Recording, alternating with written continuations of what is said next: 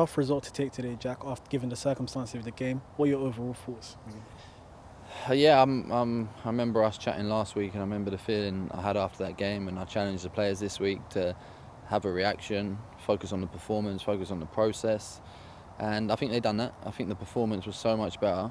I thought we controlled more of the game, most of the game. We had a few moments in transition where they threatened, and ultimately we know we played against West Ham enough to know that they're very dangerous in transition. So you have to manage their moments. And they might just have one chance in the second half, but they're very good at their moments. So you have to be really good.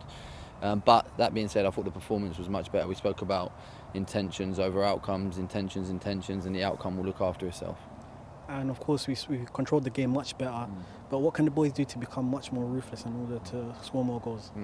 Yeah, that's the challenge, right? So I felt like we arrived in so many good areas, so many dangerous areas, but we didn't either we made the wrong decision, or technically we had an error and it broke down. I think the best players, when I think about the best players that I played with, the strikers, how they can control in certain moments.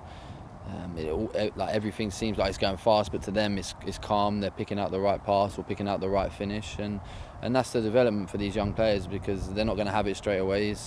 They have to experience these types of games, these types of moments, to know how important it is when you arrive in a dangerous area that you make the opposition pay for that, and we didn't do that enough today.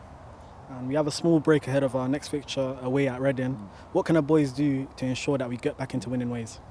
Yeah, we'll be working. That's the process, right? We keep talking about we won't change how we work. We'll have a weekend off next week, try and freshen up a little bit, get a little bit more energy in our legs.